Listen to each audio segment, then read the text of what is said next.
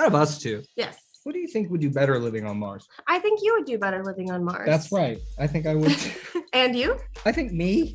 I think you'd do better at living on Mars because you have a much bigger sense of adventure than I do. I do love like my home and my things. But and my on the opposite foot, I feel like if you're in a settlement on Mars, you're pretty contained. That's true. So you might be able to. I'll say this. I think I would do better in the journey, but I wouldn't do so well on Mars as a commitment. I think you would do horrible on the journey, but do just fine.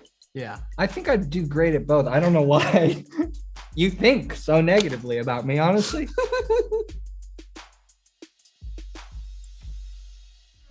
What drew you to the script? Why did you decide to say, you know what? Well, it's funny that you asked me that. What drew me to the script? Yeah. Well, and you can't answer by stealing all my answers for the previous day. Big assumption to think I remember anything you say. I think it's fun and it's lighthearted. Mm-hmm. And I know I've probably said it about 1,000 times in these interviews, but I really think I was in a professional space where I said, I just want to do something really enjoyable and really fun. And I think the audience is going to feel the same way. Yeah. And then like, honest to God, truckloads of cash, which always helps. Which always helps. And gold bars. Cool. What about you?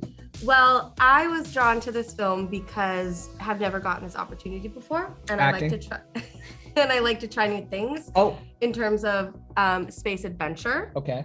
I really liked the people involved. Yeah. I thought the filmmakers were great. I thought Cole Sprouse just fine. Okay. And that's why I wanted to work on this movie. Okay. Our characters in the movie Moonshot, they have very different personalities. Yes. And I'm wondering if you think opposites attract.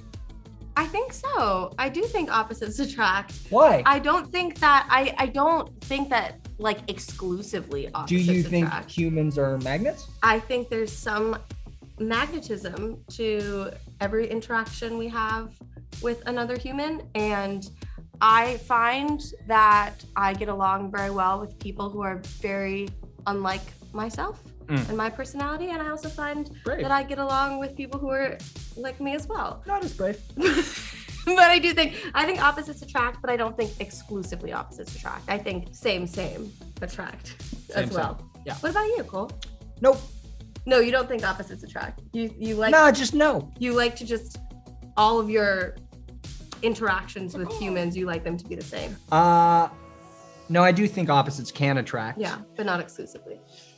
I don't feel like full opposites attract. No, I don't. I don't feel like if you share anything in common, you're going to be like, yeah, that's my life partner. I feel like you have to have some fundamental like love of like some hobbies or like, or interests, or I think. Or just the ability to want to try and like those things. Yeah. Honestly, yeah. Or like aspirations or whatever it is. I mean, I feel like you have to have some moral similarity or virtuous similarity. So kind of. Sure. A long-winded way of saying yes. How does our relationship, Lana and Cole, compare to Sophie and Walt? I feel like in real life, you and I are much more on the same page. Yes. Than Walt and Sophie are. I feel like Walt and Sophie, they are much more opposites. I feel like you and I are much more similar personality-wise in real life than they are. I think you and I, when we communicate, just as Cole and Lana, we both have the same brain that kind of jumps around, but somehow we're able to follow. Yeah, lizard brain. Lizard brain. But I will say there's aspects of Sophie. I wonder, I suppose I just adopted it from playing her and being, with you over the summer. But I do think that there's an aspect of her where she keeps you contained. Oh, for sure. Where I think I sometimes, as Lana, I'm able to do that. I definitely take huge social cues from you. Oh my God. Sophie does this funny thing where she sort of dances to relieve tension. What do you do to relieve tension? Remember, children are going to probably watch this. I wasn't even going to go there. I was going to say... Me neither.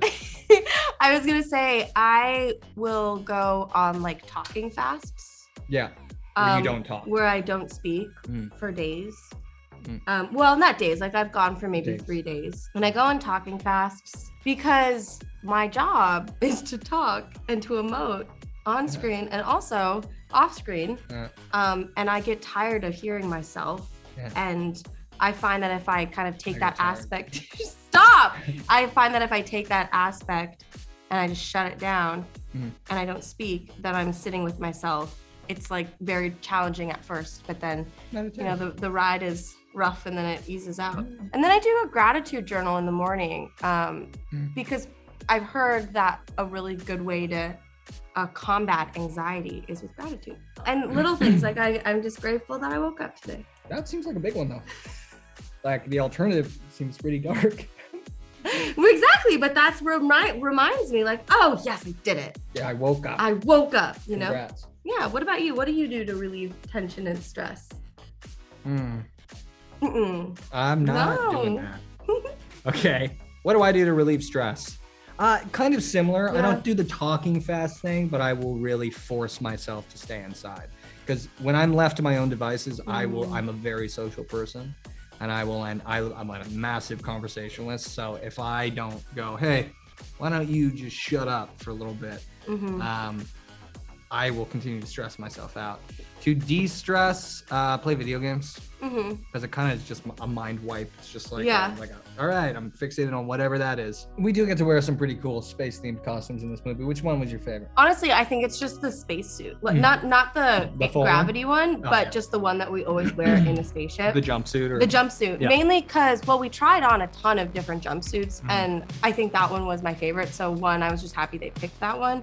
And then two, I just gotten off a show where I was like constantly in like different wardrobe, like all day long, every day. And so it was, honestly, it was pretty nice to have just like one uniform, like that you like get used to it and you don't have to do a bunch of changes and like it's the same thing. And so I would just say, the classic spaceship uniform was my favorite. What about you? I would have to say the full spacesuit. Really? Yeah, I'll admit it was kind of a bucket list item for me as an actor to say, oh man, I have been on screen in a spacesuit. And mine came with a diaper, so it was like perfect. Perfect. Yeah. You know what my favorite one of yours is? When Walt shows up at the airport. Oh yeah, with the hat. He's wearing like this bucket hat with like the strings. Full tourist garb. And then he's wearing like this shirt that he stole from duty free, and his pants, the waistline are like up here, and you look just so like derpy. Actually, when I saw that outfit, I was like, oh, there he is. You know? I sneak up. And you're like, hey. Okay, so Walt has a journal, an adventure journal. What, if you were to have an adventure journal, what would be in it? / bucket list? I am a big foodie. You are too. I would love to try all different kinds of foods, like local foods from everywhere I travel. That's like a big one for me. Like Anthony Bourdain. Yeah, I mean, he was like my idol, bro. Truly. Stomach of steel. Stomach of steel, and I do too. I mean, I will legitimately eat anything. So I love that kind of thing. I love just meeting people and traveling. I have a travel bucket list for sure, and it's everywhere. I'd love to visit every country once. That would be amazing. What about you? On my bucket list, I'd like to have a family. At some point. Oh, you're making me sound way more selfish now. Well, this is like whatever, but I'd like to be well rested and happy. Yeah. And I'm well rested and happy now, but I think that when I think of my future, it's weird. Like, I think in society right now, everything is just so fast paced, and everything, at least as an entertainer, I feel like constantly like, I have to do this opportunity because what if it leaves, or all these different things, and that's really no way to live. And I guess when I look at my future and I think of me at like 50, like I'd love to just be at peace, like be happy and have a family, probably more dogs. I would like to travel, but I think mostly like more of like quelling the internal turmoil and just being at peace, I think is something that's on my bucket list. The turmoil. So our movie is very fun and it has some really fun little tropes and is really just a great experience. I think there are some takeaway overall messaging in our film, and I would be curious to know what do you think the messaging is?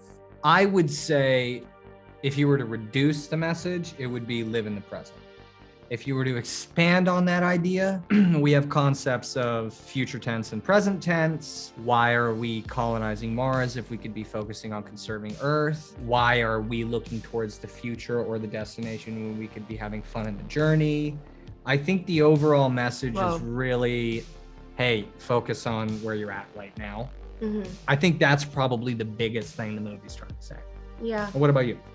I would agree with all of that. I would say like... I just said it though, so. I would say like... You gotta come up with a different one because I just said... I would say forge your own path and don't follow others. I think something that was really important for me when I was actually talking initial like notes on the script is I was like, I don't want this to be Sophie following. Yeah. Just blindly following someone to their own destination. I want her to figure out her own path. Yeah. In that. So I guess it would be like forge your own way. And then also I think there's a really big theme of, which is something very valuable to Sophie, of like, we should fix what's broken. Yeah. We shouldn't just run away from it. And in our movie, it's Earth.